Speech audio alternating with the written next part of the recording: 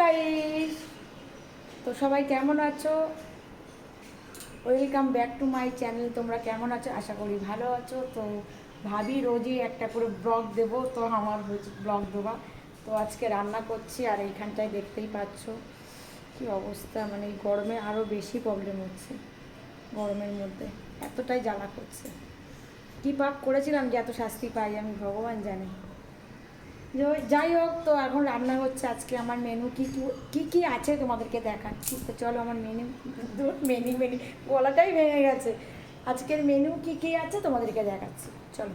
আজকে হচ্ছে, এটা দেখতেই পাচ্ছ, পালং শাক। কিন্তু পালং শাকের প্রচুর দাম এখন, একটা আটি 20 টাকা নিল। তো এর সাথে একটু কুমড়ো, একটু সব রকম সবজি দিয়ে পালং শাকটা আমি খেতে খুব ভালোবাসি। তো এদিকে আমার ভাত ফুটছে, দেখতে পাচ্ছ। আর এটা কেটে নিয়েছি ঝিঙে পোস্ত হবে।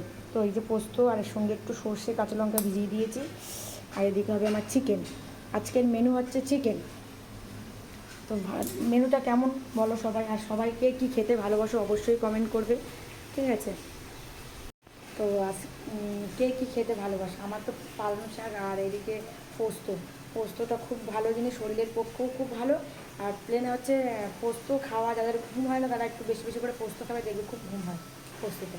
তো ওই জন্য আমি পোস্তটা খুব পছন্দ হয়। আমার আবার ঘুম হয় না, বয়স হয়ে গেছে তো ওই জন্য। আর গলাটা এখন বুঝতে পারছো। আর চলো তো দেখি মধু দিদি কী করছে। এই কী করছিস? ভিডিও করছে, ব্লগ হচ্ছে। হ্যাঁ মধু দিদি, বক্স নিয়ে কি করছিস তুই? আরে বাবা, কি হাওয়া এখান দিয়ে! হ্যাঁ, কি হাওয়া! তোমরা দেখলে পাগল হয়ে যাবে, এতটা হাওয়া এখানে। এই এই ভিউটা কেমন লাগে দেখো, এতটাই হাওয়া এখানে।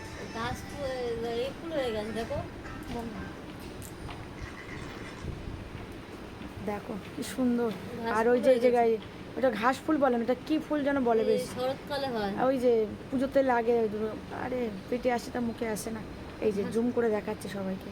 এর নামটা বলবে তো, আমি ভুলে গেছি নামটা। আমাদের গ্রাম সাইডেও এগুলো হতো, আমার বাপের বাড়ি দেখা। খুব সুন্দর। আর এই যে ভিউটা দেখো কি সুন্দর লাগছে, দেখো। ঠিক আছে, যে যা আসবে তা মুখে আসছে না, কি ফুল যে বলে। আমার মেয়েকে সাজায়, দুর্গা পুজোর সময় সাজিয়েছিলাম, তো ওই ফুলটা লেগেছিল। ফুল না কি ভাই মনে আসছে না। আর যদি কেউ জানো তাহলে নামটা একটু বলে দিও। পেটে আসছে তো মুখে আসছে না, কি ফুল? ওদিকে তরকারি পুড়ে গেল, ও মাই গড! এই দেখো তরকারি পুড়ে গেছে, মা গড!